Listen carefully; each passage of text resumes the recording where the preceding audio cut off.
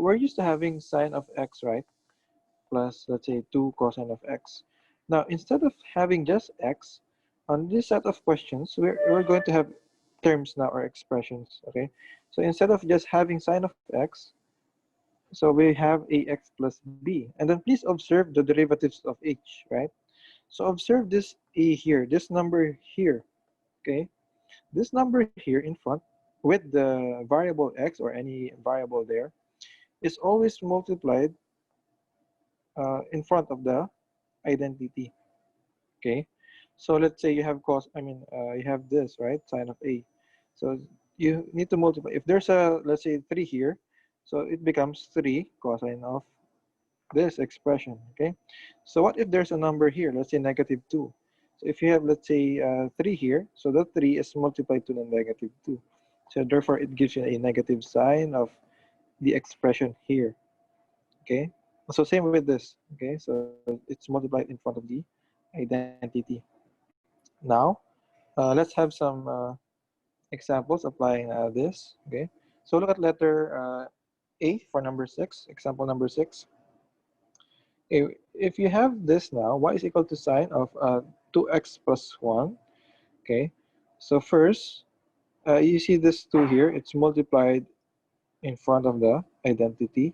So that's why you have 2 here, okay? You follow that, guys? Okay. And then this sign here, the derivative of sine is cosine. And then what do we do here? We just write this again at the end of the question. Okay, so this is your answer for letter A. Do you guys have any question? Sec 4? You guys followed that one? Okay, again, this 2 here is multiplied in front, and then that's why you have 2 here. Okay, so let's have another example. Okay, now this one is trickier. Okay, now what if you have y is equal to cosine of 3x minus pi over 2? Okay, so first thing is first, you see this number here. This was your a while ago. Okay, so 3 is multiplied by this. Okay, I mean it will multiply be in front of the identity here, and then that one is now 3 here. Okay, because in algebra, right, you have 1 here, so 3 times that invisible 1 is equal to 3. And then what is the derivative of cosine? It's a negative sign. And then what should we do with this? We just write this again, just that. And then just simplify this. You're going to have a negative 3 sine of 3x minus pi over 2. Okay. Do you have any question, Sec 4, with letter B? None? Okay. So let's have maybe 2 more examples. Okay. All right. So what if you have y is equal to tangent of pi minus x? Okay. So pi minus x. Now class, please take note that even though that okay, that the term in front is pi, it's not what you're going to multiply here. It's not. Okay. Where is your variable? Your variable is here. Okay.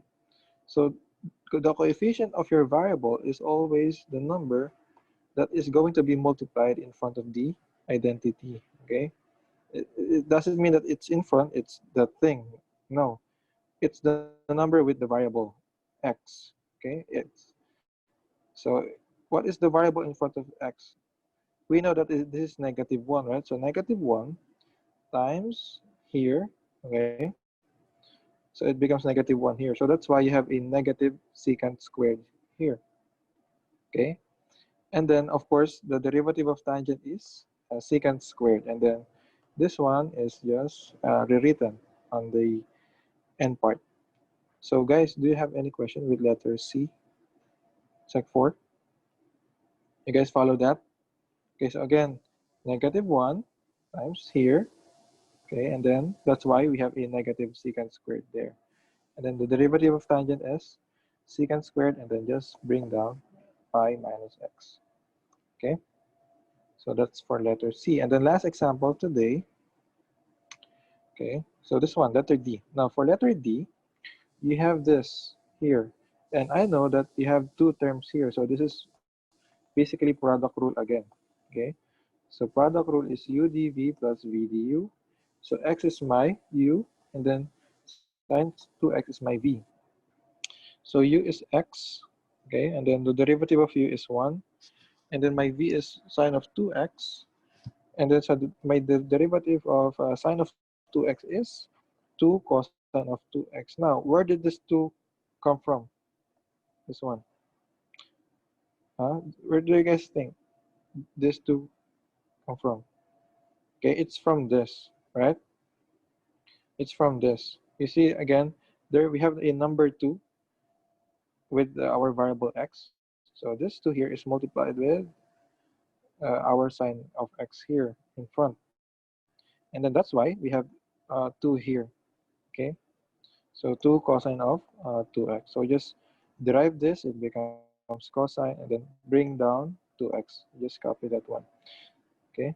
So that is the derivative of sine of 2x. I hope that's clear, yeah? Okay. So what do we do now after that? So we substitute this in place of this, okay?